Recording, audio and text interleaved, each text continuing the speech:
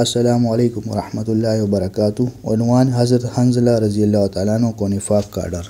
بقیہ ویڈیو دیکھنے سے پہلے ایک مرتبہ درود شریف پڑھ لیجیے۔ اللہم صلی علی محمد النبی الامی وعلی آلہ وسلم تسلیما۔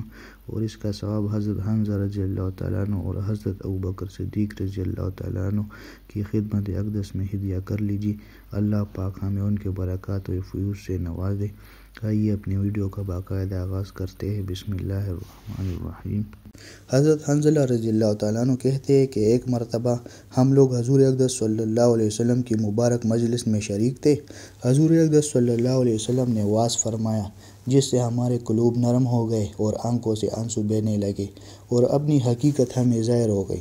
حضور اقدس صلی اللہ علیہ وسلم کی مجلس سے اٹھ کر جب میں گھر آیا، بیوی بچے پاس آ گئے اور کچھ دنیا کا تذکرہ شروع ہو گیا اور بچوں کے ساتھ ہنسنا بولنا، بیوی کے ساتھ مذاق شروع ہو گیا۔ وہ حالت جاتی رہی جو حضور اقدس صلی اللہ علیہ وسلم کی مجلس طیبہ میں تھی۔ دفعتاً خیال آیا کہ میں پہلے سے کس حال میں تھا، اب کیا ہو گیا۔ میں نے اپنے دل میں کہا کہ تو منافق ہو گیا ہے کہ ظاہر میں حضور اقدس صلی اللہ علیہ وسلم کے سامنے تو وہ حال تھا اور اب گھر میں آ کر یہ حالت ہو گئی۔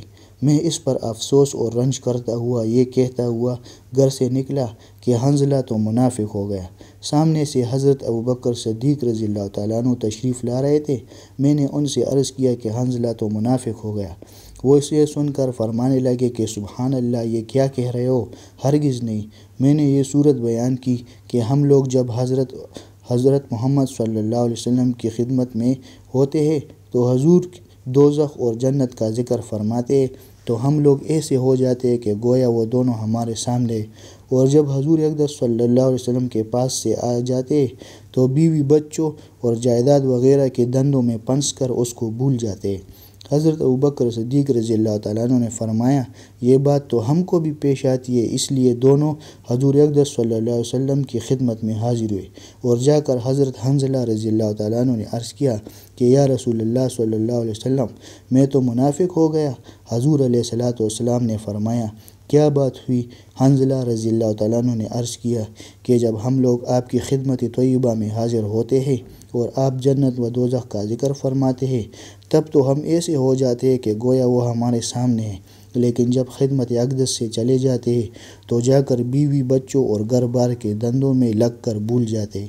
حضور اقدس صلی اللہ علیہ وسلم نے ارشاد فرمایا کہ اس ذات کی قسم جس کے قبضے میں میری جان ہے، اگر تمہارا ہر وقت وہی حال رہے جیسا میرے سامنے ہوتا ہے تو فرشتے تم سے بستروں اور راستوں میں مصافحہ کرنے لگیں گے، لیکن حنظلہ بات یہ ہے کہ گاہے گاہے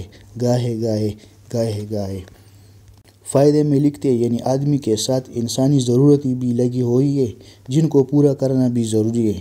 کھانا پینا، بیوی بچے اور ان کی خیر خبر لینا یہ بھی ضروری چیز ہے۔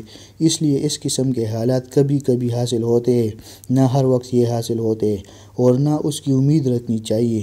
یہ فرشتوں کی شان ہے کہ ان کو کوئی دوسرا دھندا ہی نہیں، نہ بیوی بچے، نہ فکر معاش اور نہ دنیوی قصے، اور انسان کے ساتھ چونکہ بشری ضروریات لگی ہوئی ہے اس لیے وہ ہر وقت اسی حالت پر نہیں رہ سکتا۔ لیکن غور کی بات یہ ہے کہ صحابہ کرام رضوان اللہ اجمعین کو اپنے دین کی کتنی فکر تھی کہ ذرا سی بات سے حضور صلی اللہ علیہ وسلم کے سامنے جو حالت ہماری ہوتی ہے وہ بات میں نہیں رہتی، اس سے اپنے آپ کو منافق ہونے ان کو فکر ہو گیا۔ عشق اسد و ہزار بدگمانی، عشق جس میں ہوتا ہے اس کے متعلق ہزار طرح کی بدگمانی اور فکر ہو جاتی ہے۔ بیٹے سے محبت ہو اور وہ کئی سفر میں چلا جائے، پھر دیکھیے ہر وقت خیر خیریت کی خبر کا فکر رہتا ہے، اور یہ بھی معلوم ہو جائے کہ وہاں طاعون ہے یا فساد ہو گیا، پھر خدا جانے کتنے خطوط اور تار پہنچے جائیں گے۔ اللہ پاک ہمیں ان نیک صلحاء، ان بہترین لوگوں کی اتباع عطا فرمائے۔ وآخر دعوانا الحمدللہ رب العالمین۔